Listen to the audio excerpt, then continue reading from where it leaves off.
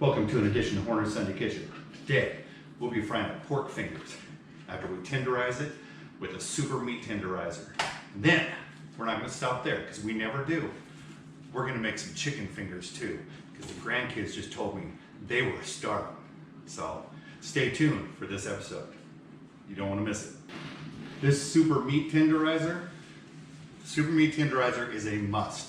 It has about 45 different tines, and what it does, little knives, what you do is you take the pork and you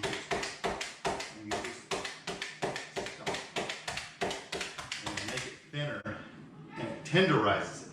This thing is a must in any kitchen. Grandma June came over and she made the traditional chicken fried steak with the round steak. And you had to really tenderize that. And she came over to our house to visit one time. We didn't have one. She went out and bought one immediately. So this is a must. This is a family tradition. All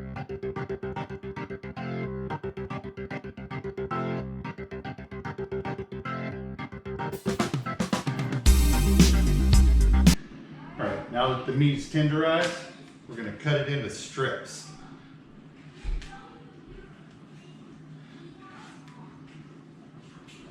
You can cut it widthwise or lengthwise, depending on your preference. Some I do lengthwise and some I do widthwise because I have different age grandkids. And I don't want the little one hauling around a big strip of pork. So I make him littler ones. So it's up to you.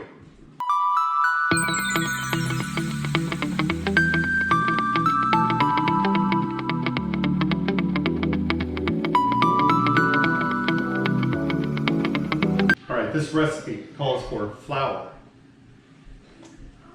all-purpose flour. Put some flour in here. Keep in mind we're doing a lot of chicken and pork. Okay, so we need quite a bit. All right, because I hate running out when we're almost done. You have to mix up a whole new batch. You're gonna add. I add Italian breadcrumbs, Italian style.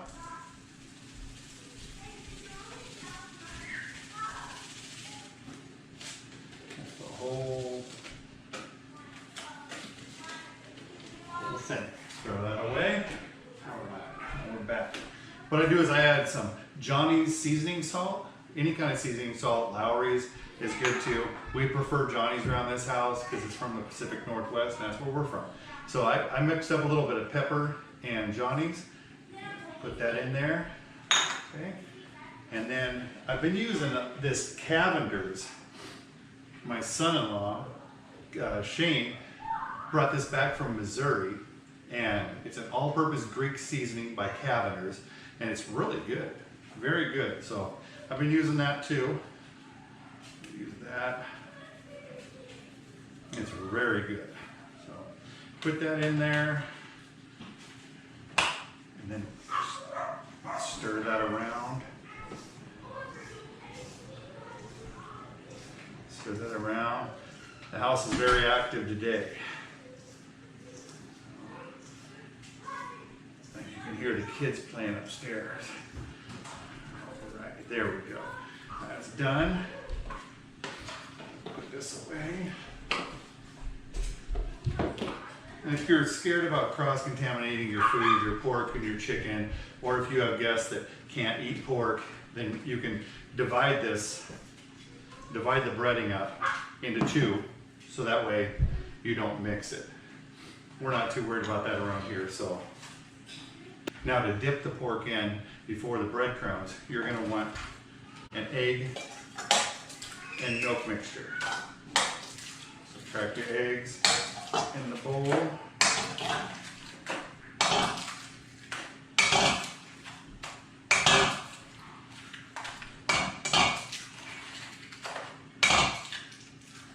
And you're gonna have to judge for yourself how many to do based on what you're cooking that day. I'm cooking quite a bit, so I just put 9 eggs in here. Now you're gonna add the milk, the eggs. come on.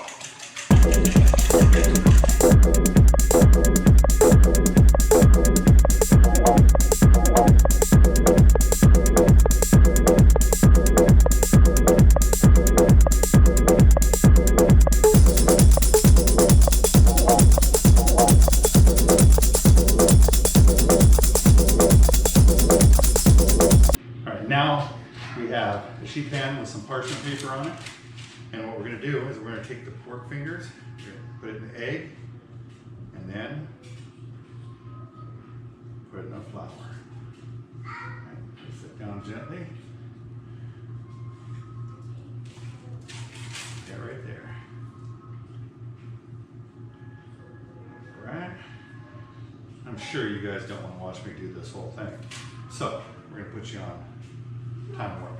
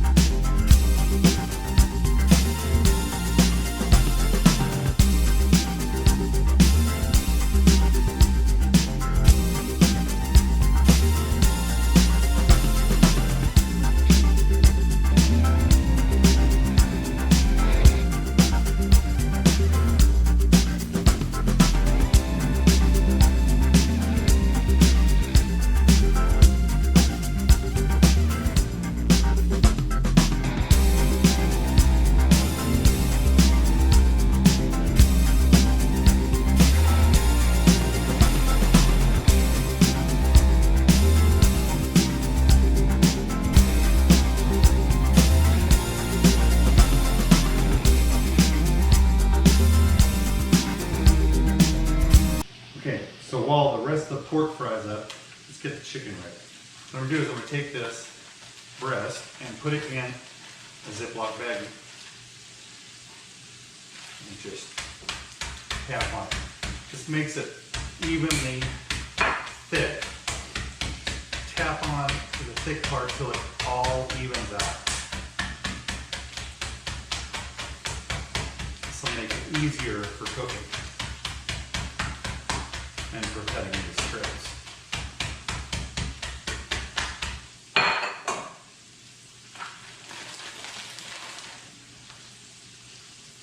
Nice and flat.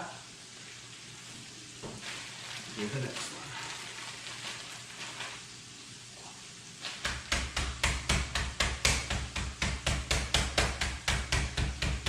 Now we're down with the chicken. We're going to cut it into strips for frying up. Right after we cut it into strips, we're gonna bread it. Put it on the pan and wait for the rest of the pork. All right, as you can see, the pork is done. I made a mistake though.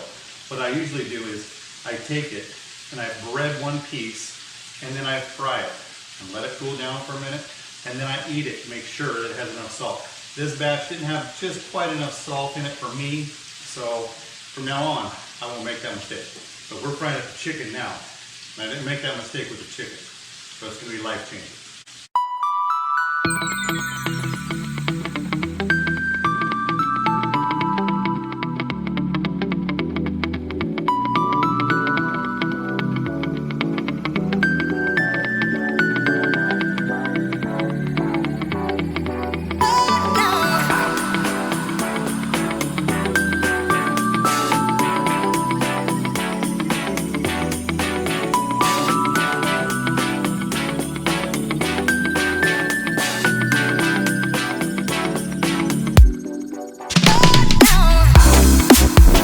And just remember, this is just a basic recipe.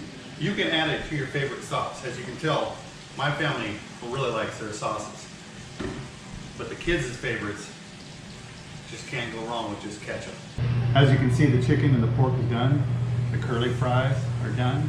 Now it's time to feast. Go ahead and try it. I'm gonna try the chicken. Actually, no, not that far.